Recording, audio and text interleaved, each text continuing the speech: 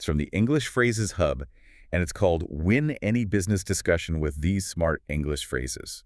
Okay, win might sound a little intense, maybe. Yeah, maybe a bit strong, but think of it more like equipping yourself. Yeah. Getting the right language tools for, better professional communication in English. More effective, more confident. Gotcha. So it's about tools, not battles. Exactly. Our mission here is to pull out the really practical English phrases for this video. Stuff you can use, like, straight away to handle those tricky workplace chats and just feel a bit more in control. And it's interesting about this video, I think, is how direct it is. It's not getting lost in theory. Right. It's handing you these specific English language tools, actual phrases you can use to sort of gently guide discussions. Okay, let's unpack the first one then. This is for when, you sense someone's getting really frustrated. The phrase is, I understand your frustration, and I'll do my best to resolve this issue. Simple, but effective. It seems simple, yeah. But what's the real power behind that specific phrasing in English? Well, the key is that immediate validation. Someone's upset, right? The first thing, often the most important, is just acknowledging how they feel. Starting with, I understand your frustration, does exactly that. It's just like a linguistic empathy. It can really diffuse tension straight off. And the second part, I'll do my best. Right, to resolve this issue. That signals you're actually going to do something, you're committed to helping. So the combo, it makes the other person feel heard, feel valued, shifts things from conflict to collaboration. The video had a good example. Customer says, I've been waiting over an hour. This delay is really frustrating. Okay, yeah, classic scenario. And the response is, I understand your frustration, and I'll do my best to resolve this issue. Let me check what happened and find a solution right away. It's like you're dealing with the emotion first, in English, before even tackling the problem. Precisely. You avoid sounding defensive, and you immediately pivot towards solutions. That's just vital for keeping relationships positive, whether it's clients or, colleagues. Builds trust. Definitely. That proactive language use is key. Okay, what about feedback? Constructive criticism, maybe. The video suggests, thank you for your honesty. I'll work on improving this.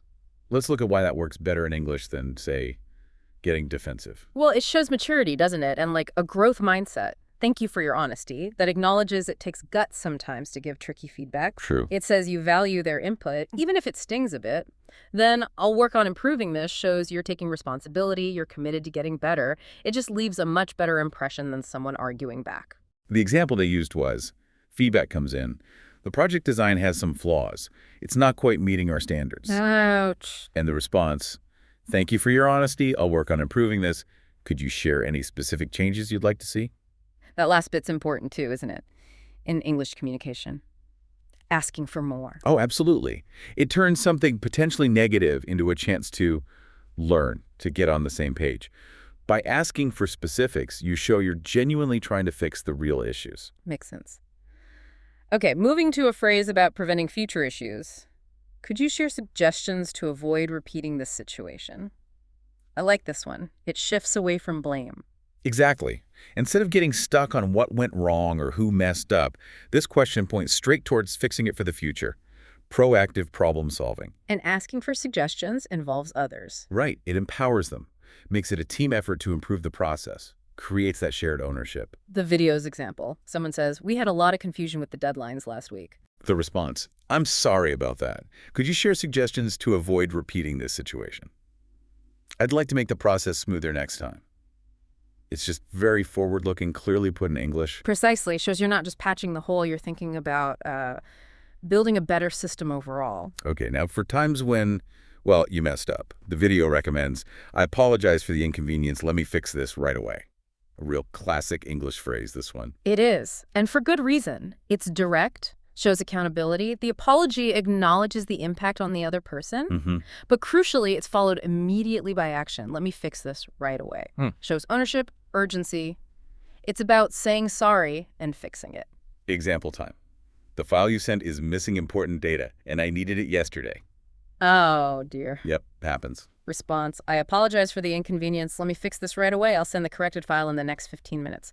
That specific time frame in the next 15 minutes, that adds something, doesn't it?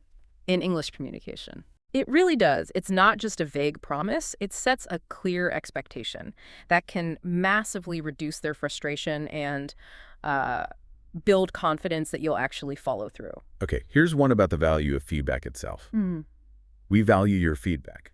It helps us grow. This seems pretty fundamental for good relationships in English, professionally. Absolutely. Whether it's customers or colleagues saying this makes people feel heard, feel appreciated, it signals their opinions aren't just, tolerated, but actively wanted, used for improvement. Leads to better input later. Yeah, I think so. Stronger engagement, more constructive comments down the line. The example was feedback like, I like your service overall, but your website could be more user-friendly. Common feedback. And the response, we value your feedback. It helps us grow.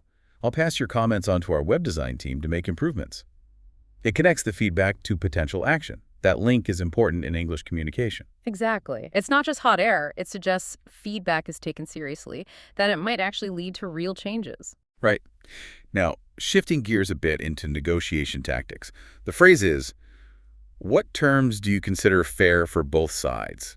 That feels, well, collaborative for starting a negotiation in English. It really is. Instead of leading with your own demands, you invite their perspective first. That sets a collaborative tone right away. Shows you're interested in a mutual solution. Exactly. Not just pushing your own agenda, it signals you want something that works for everyone. Example, you say, we need a higher budget if we're going to meet your timeline. Okay, common sticking point. Then you ask, I understand. What terms do you consider fair for both sides? Let's discuss and see where we can meet in the middle. Really opens up the conversation in English. Totally. It helps you understand their priorities, their constraints first. That's gold for finding creative solutions that actually work for everyone. Leads to better deals, I think. Building on that, the next phrase, let's find a solution that satisfies all parties without drastic compromises. This really doubles down on that win-win idea using clear English. Yeah, it explicitly states the goal. A balanced outcome. Reassures everyone you're not looking for someone to, give up everything. Fosters trust. It does. Encourages more openness, more flexibility in trying to solve the problem together. The example concern was, if we use this plan, my team might lose a big part of our budget. A valid worry. And the response, let's find a solution that satisfies all parties without drastic compromises. Maybe we can reallocate resources more evenly? It shows flexibility, that willingness to find common ground using careful English. And crucially, it keeps the focus collective, prevents people feeling like they're being singled out or treated unfairly. Okay, a tactic for tricky disagreements. Can we highlight areas of agreement and build from there? Seems like a smart way in English to, sign common ground and move things forward. Oh, definitely. When talks get tense or you hit a wall, focusing on what you do agree on can really lower the temperature. Reminds everyone you're on the same team, sort of. Exactly, that there are shared goals, a basis to move forward, shifts the momentum from conflict back to collaboration. The scenario was, we seem to be stuck on the budget distribution, right? It happens all the time. The question, can we highlight areas of agreement and build from there? Let's first list what we both want to achieve. Starting with those shared goals, stated clearly in English, makes a lot of sense. It does. You build that foundation of understanding first. Then it's usually easier to tackle tougher points more productively. The video then talks about a mindset, not just a phrase. Negotiation isn't about winning or losing, it's about shared benefit. That feels pretty fundamental for good professional interactions in English. It really is. If you can reframe negotiation as a mutual opportunity, it changes the whole vibe. How so? Well, it encourages everyone to think collaboratively. How can we all gain something positive instead of seeing it as a zero-sum game where if I win, you must lose? The example was a concern like, I feel like if I agree to your terms, I'm losing out on potential profit. A common feeling in negotiation. And the response reframes it. Negotiation isn't about winning or losing. It's about shared benefit. Let's see how we can structure our deal so both of us gain. Find that mutual upside. Using thoughtful English. Exactly. It pushes you towards creative solutions that meet everyone's needs, or at least their core interests. Leads to better, more sustainable relationships, too. Okay, finally, the last phrase is about setting direction. Let's define the desired outcomes before discussing details.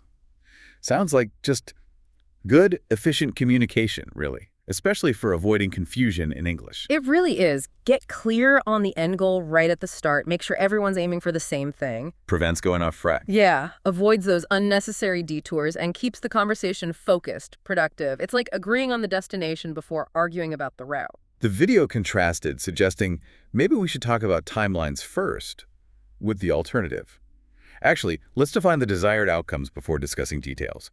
That way we know exactly what success looks like for this project, knowing the what before the how.